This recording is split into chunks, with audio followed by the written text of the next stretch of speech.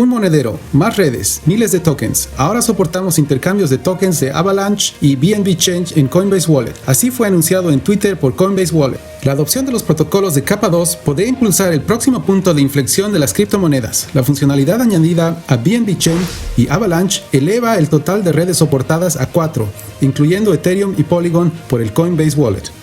De boca de Coinbase también se dijo que están planeando agregar más redes a su billetera. No solo se ampliará el intercambio, sino que también estamos planeando agregar soporte para el puente de red, lo que permite mover tokens sin problema a través de múltiples redes.